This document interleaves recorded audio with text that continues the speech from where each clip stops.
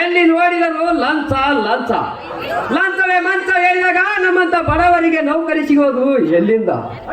ಹಳ್ಳಿಯಿಂದ ದಿಲ್ಲಿವರೆಗೆ, ಪಂಚಾಯತಿಂದ ಪೊಲೀಸ್ ಸ್ಟೇಷನ್ವರೆಗೆ ಲಂಚವೇ ಮಂಚ ಹೇಳಿದಾಗ ನಮ್ಮಂತ ಬಡವರಿಗೆ ನೌಕರಿ ಸಿಗೋದು ಅಷ್ಟು ಸುಲಭದ ಮಾತಲ್ಲ. ಇಂದಿನ ಕಲಿಕಾಲದಲ್ಲಿ ಕಲಿತನೆಂಬ ಭಾವನೆ ತೊರೆದು ಭರವಸೆಯನ್ನು ಧಿಕ್ಕರಿಸಿ ರೈತನ ಮಕ್ಕಳಾದ ನಾವು ಆಳಾಗಿ ದುಡಿದು ಅರಸನಾಗಿ ಉಣ್ಣಬಹುದು ನನ್ನ ಅಣ್ಣನ ಜೊತೆ ಗೂಡಿ.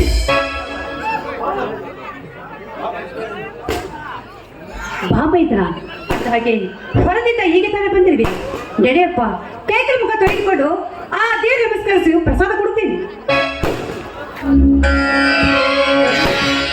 ಕಲಿತ ಪದವೀಧರನಾದ ನನ್ನ ತಮ್ಮನಿಗೆ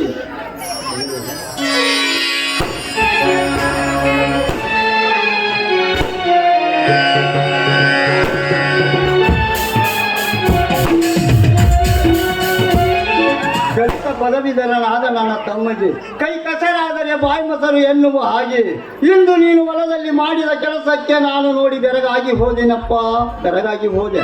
ಹಾ ಪ್ರಕಾಶ್, ನೀವು ಹೋದ ಕೆಲಸ ಏನಾಯಿತು? ಮಣ್ಣು ಪಾಲಾಯ್ತಪ್ಪ ಈ ನಿನ್ನ ತಮ್ಮನ ಕೆಲಸ. ಅನ್ನ ನೀಡುವ ಅನ್ನದಾತ ಆತ್ಮಹತ್ಯೆ ಮಾಡಿಕೊಳ್ಳುವಾಗ, ಎಂಡ ಮಾರಿ ಬಂಡ ಸರ್ಕಾರ ನಡೆಸುವಾಗ ನಮ್ಮಂತ ಬಡವರಿಗೆ ನೌಕರಿ ಎಲ್ಲಿಂದ ಸಿಗೋದು?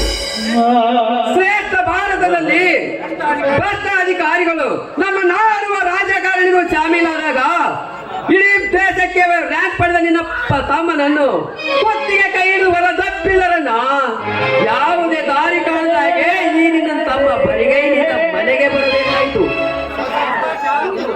ಇಂದು ನಿರಾಸೆಯಿಂದ ನೀ ಮರಳಿ ಬಂದಿರಬಹುದು, ನಾಳೆ ಯಾದರೂ ಈ ದೇವರು ಕರುಣೆ ತೋರಬಹುದಪ್ಪ. ದೇವರು ಎಲ್ಲಿದ್ದಾರಣ್ಣ ನಿನ್ನ ದೇವರು? ದೇವರು ಮಾತನಾಡದೆ ಮೂಕನಾಗಿ ಮೂಲೆಯಲ್ಲಿ ಕುಳಿತಿದ್ದಾನಣ್ಣ. ಅದೇ ನ್ಯಾಯ ನೀತಿ ಧರ್ಮ ಅನ್ಯಾಯ ಅತ್ಯಾಚಾರ ನಡೆದರು ಕಣ್ಣಿಗೆ ಕಂಡರು ಕಾಣಲಾಗೆ ಕಣ್ಮುಚ್ಚಿ ಕುಳಿತಿದ್ದಾನಣ್ಣ ನಿನ್ನ ಕಟುಕ ದೇವರು.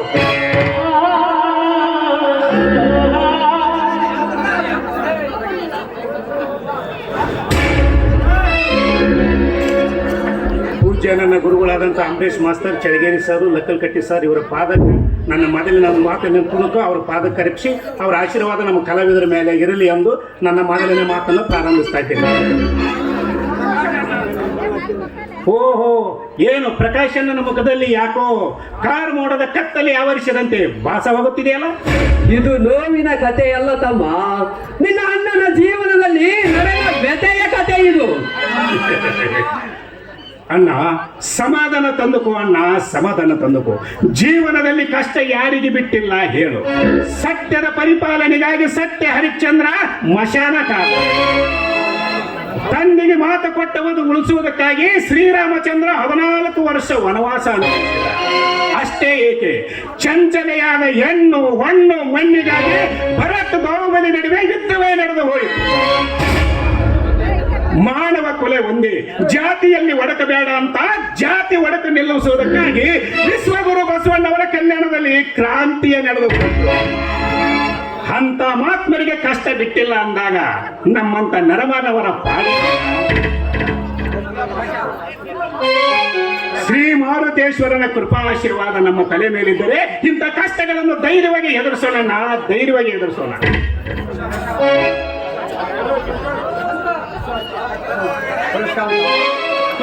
ನಿನ್ನ ಮಾತು ಹೇಳಿನಲ್ಲಿ ಸತ್ಯವಿದೆ.